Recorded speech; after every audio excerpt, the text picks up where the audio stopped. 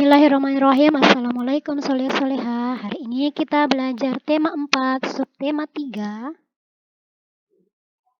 muatan bahasa Indonesia. KD 3.5 menguraikan pendapat pribadi tentang isi buku sastra, cerita, dongeng, dan sebagainya.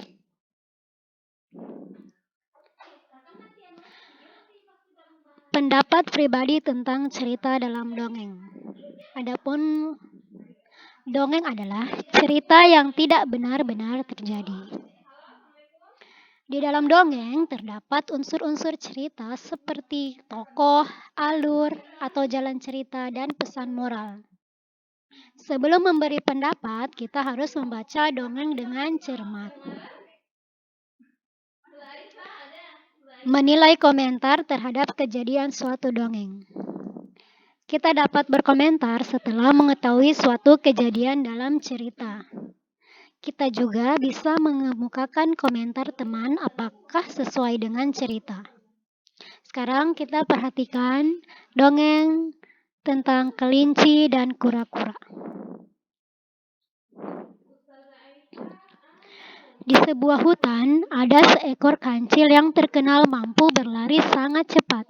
Namun sayang, kemampuannya itu membuat dia menjadi sombong.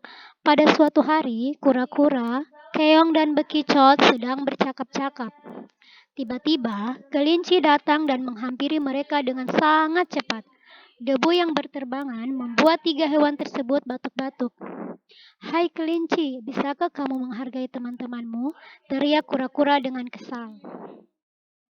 Mendengar perkataan kura-kura, kelinci berhenti dan berkata, "Mengapa aku harus mendengarkan perkataan dari hewan lamban sepertimu? Pasti kalian iri karena tak mampu berlari secepat aku. Kalian hanya bisa merayap pelan-pelan. Hahaha."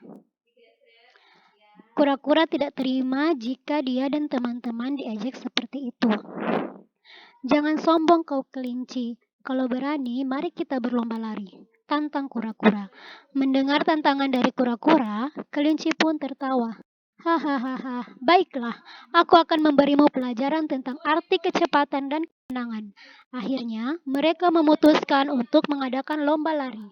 Bekicot dan keong pun ikut mendukung kura-kura. Lomba lari pun dimulai. Kelinci dengan mudah memimpin lomba dan berlari jauh di depan kura-kura yang berjalan lambat.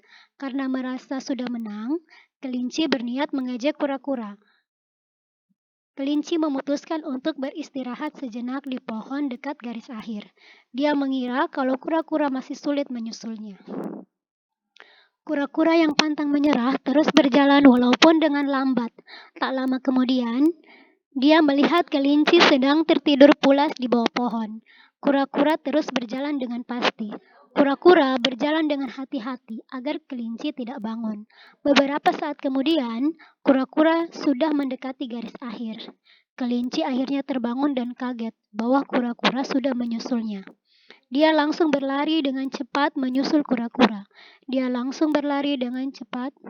Namun, sayangnya kura-kura sudah berhasil melewati garis akhir dan memenangkan pertandingan.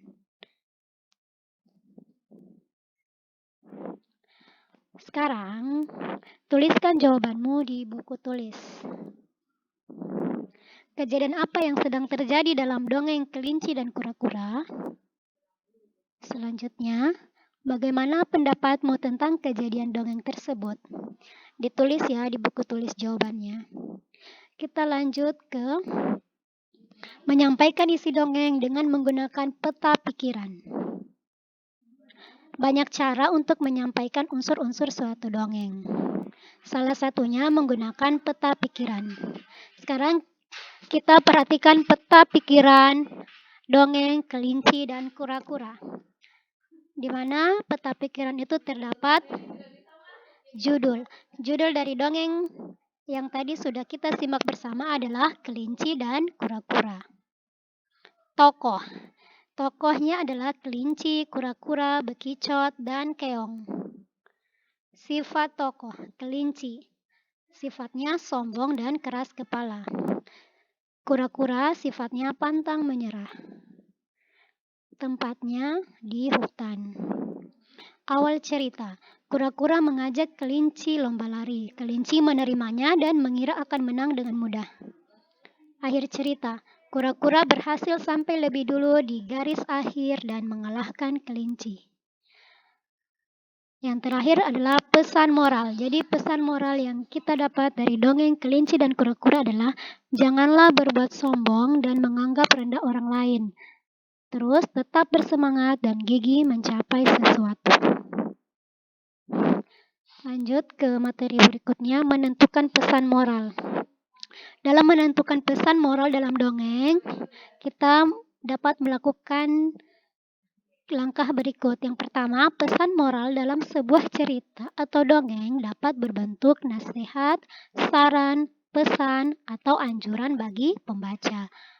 Yang kedua, bacalah dan pahami dengan cermat suatu cerita atau dongeng sebelum menentukan pesan moral. Oke, demikianlah materi kita pada hari ini dan jangan lupa kerjakan tugas buku tema 4 halaman 95. Bacalah dongeng tentang tupai dan ikan gabus. Kemudian kerjakan halaman 96 dan 97. Tugas kedua, buka tema 4 halaman 118. Baca cerita tentang pentingnya budaya tegur sapa. Kemudian jangan lupa kerjakan halaman 119. Oke, demikianlah materi kita pada hari ini. Wassalamualaikum warahmatullahi wabarakatuh.